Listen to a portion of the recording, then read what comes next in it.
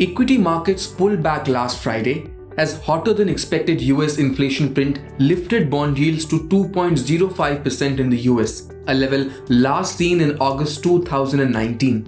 The spike came after US inflation stood at 7.5% in January, marking the highest year-on-year rise in consumer prices since 1982. Risk sentiment was then further dampened when St. Louis Fed President James Bullard, a member of the Fed's rate-setting committee, said he is now hoping for a full percentage point of interest rate rises in the first half of the year. A risk-off sentiment in global markets therefore hit Indian benchmarks as well. On their part, yields on 10-year India bonds eased 0.36%, while those on 2-year bonds dipped 0.1% on Friday, seeking comfort from the RBI's dovish monetary policy.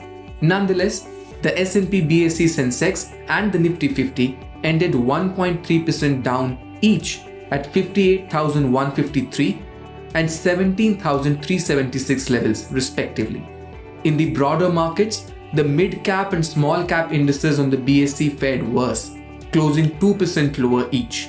Analysts expect this underperformance of the mid and small-cap segments to continue for a few more weeks, but stage a smart recovery thereafter. Few more weeks or even 1 month to it may underperform, but ultimately again small cap will do well and it will break the fast track record of not beating the Sensex for 53 years in a row.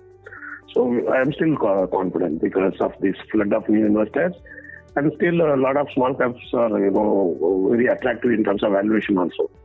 So therefore, few weeks or 1 month or so, it will underperform, but ultimately it will beat the Sensex and Nifty. A.K. Prabhakar, head of research at IDBI Capital 2, believes the market movement is difficult to predict at the current juncture, but a meaningful correction from here will make a lot of mid and small caps quite attractive. In this backdrop, there can be value buying at lower levels, which can propel these two market segments higher.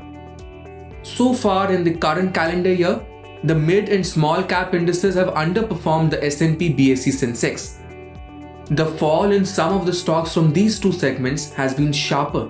Stovecraft, Jubilant Industries, Vodafone Idea, Webhub Global, Sterlite Technologies, Mahindra Logistics, Dr. Lal Path Labs, Radico Khaitan, and Tata Teleservices Maharashtra have lost between 20% and 35% during this period.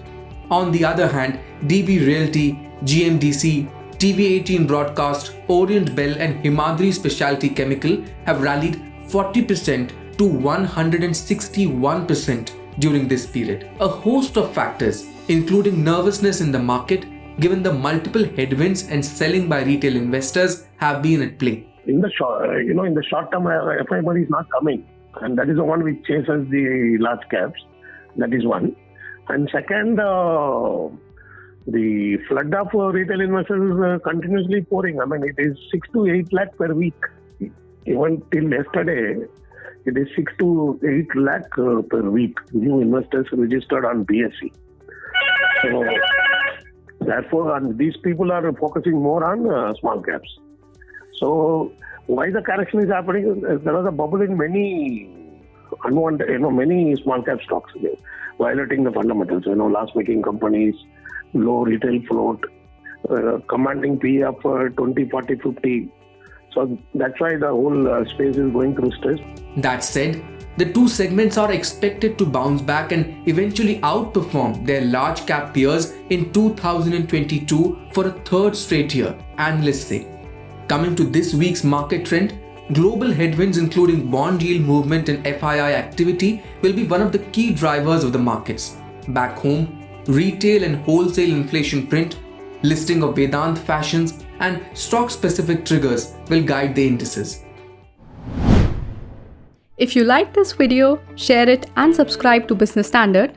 For more news, views and insights, log on to www.business-standard.com. Do also follow us on YouTube, Twitter, Facebook, Instagram, Telegram and LinkedIn.